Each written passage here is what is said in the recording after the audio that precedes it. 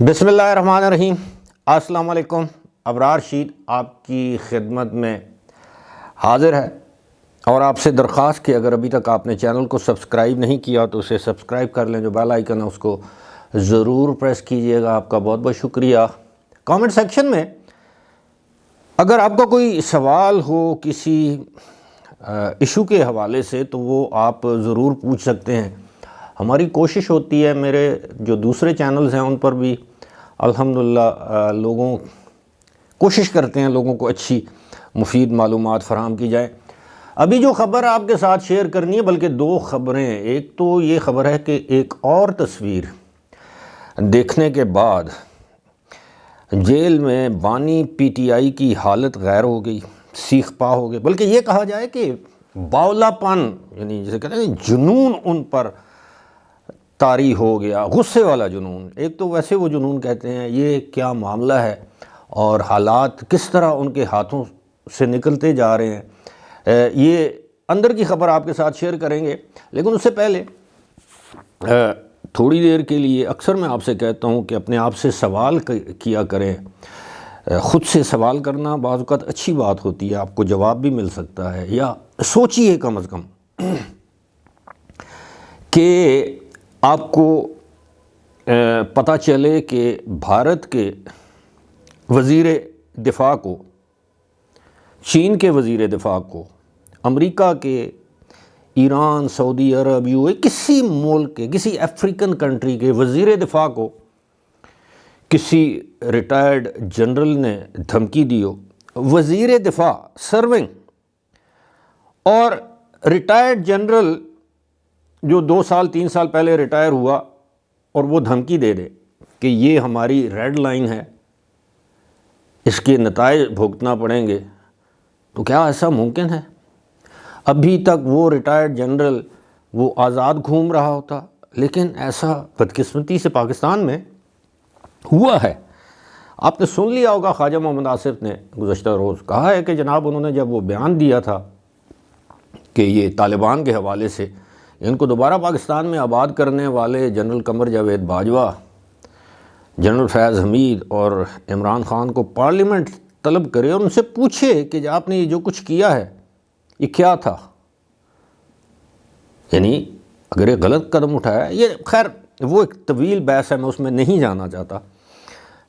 لیکن اب دو چیزیں ہیں کہ کیا خواجہ آصف نے اپنے طور پر یہ بیان دیا یا کسی کے کہنے پر۔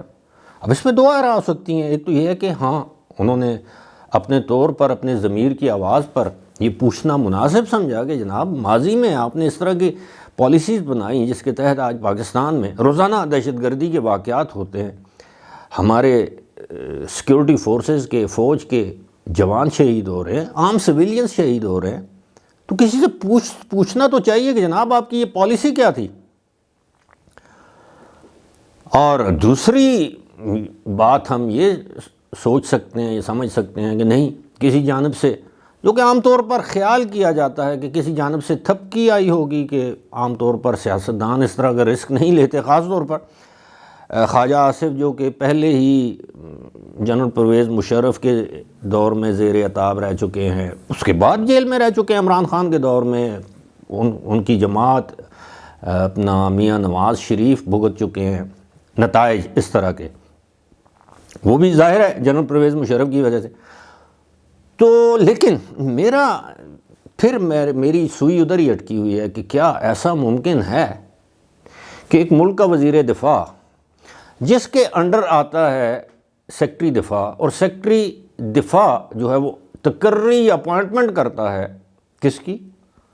آپ کے تینوں سروسز چیفز کی، آرمی چیف، نیول چیف، اپنا ایئر فورس چیف، ان کی جو تعیناتی ہے، ٹھیک ہے سمری وزیر اعظم، لیکن یہ تقرری جو ہے وہ سیکٹری دفاع کرتا ہے۔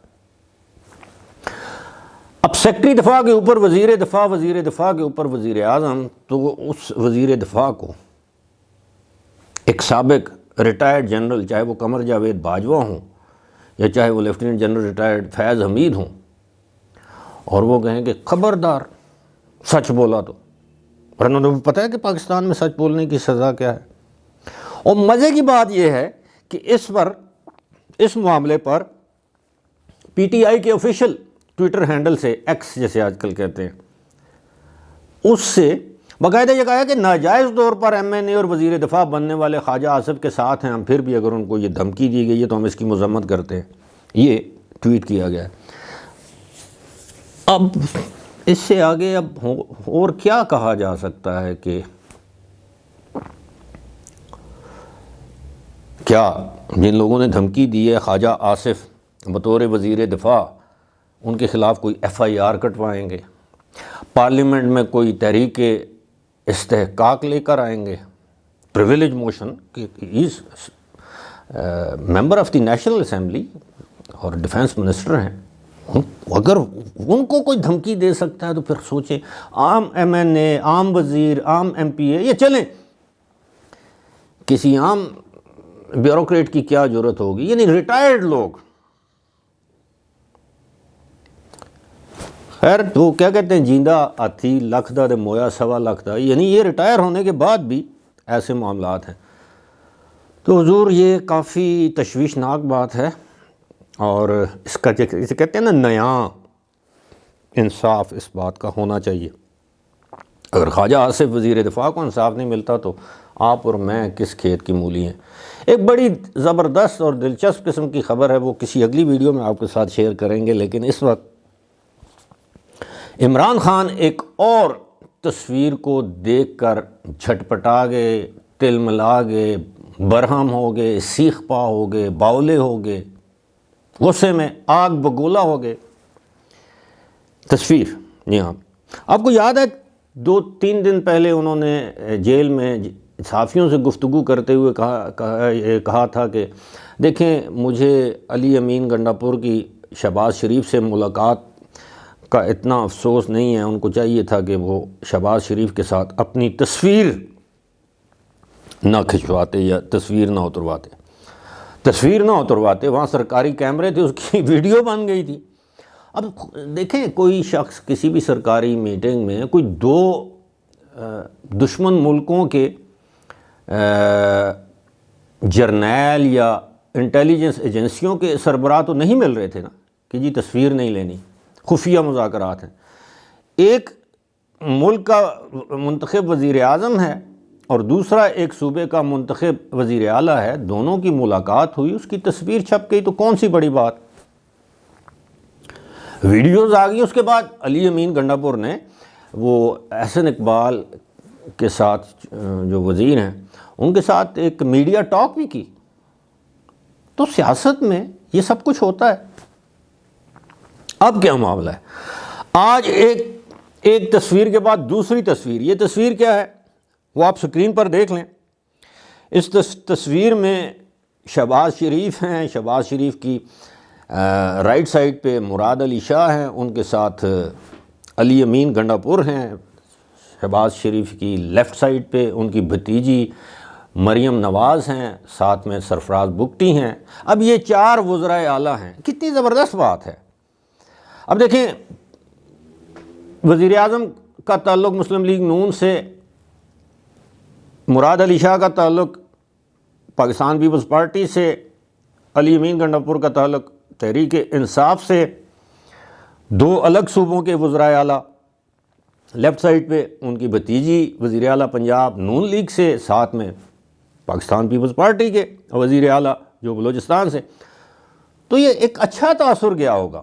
اب یہ ایونٹ کیا تھا یا موقع کیا تھا؟ موقع تھا کہ جناب یہ جو اسپیشل انویسٹمنٹ فیسیلیٹیشن کونسل ہے اس کا اجلاس تھا، اور اس اجلاس میں 4 جو ہمارے صوبے ہوتے ہیں ان کے وزرائے اعلیٰ شرکت کرتے ہیں کہ وہ جو انویسٹمنٹ کسی بھی صوبے میں ہو سکتی ہے.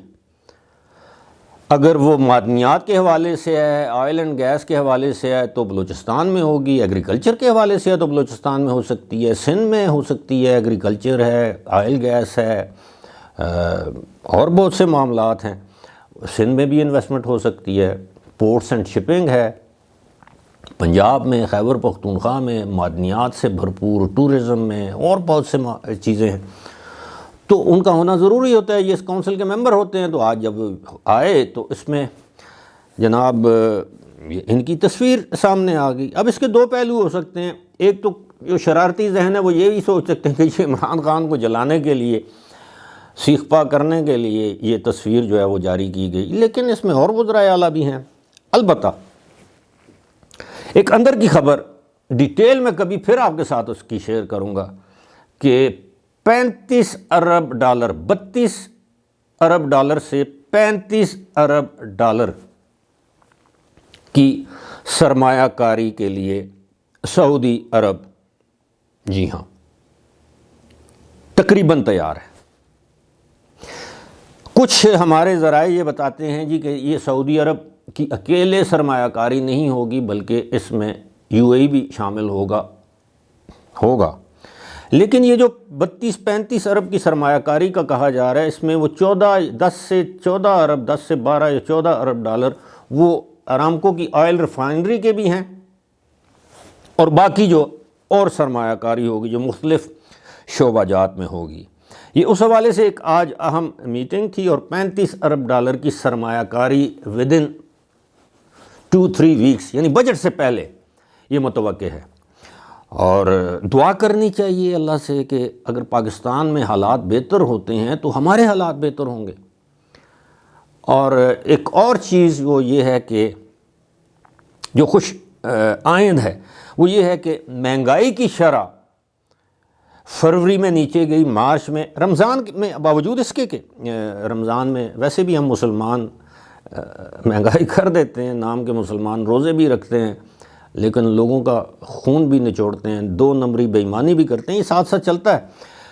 اور دوسری بات یہ ہے کہ ہماری ایکسپورٹس میں اضافہ ہو رہا ہے، خاص طور پر ہماری ایگریکلچرل ایکسپورٹس، اور اس میں بھی سب سے زیادہ جو رائس یعنی چاول بہت زیادہ ایکسپورٹ ہوا ہے، یہ کہ ملک کے لیے خوشائن بات ہے۔ انشاءاللہ آنے والے دنوں میں آپ دیکھیے گا حالات مزید بہتری کی طرف جائیں گے۔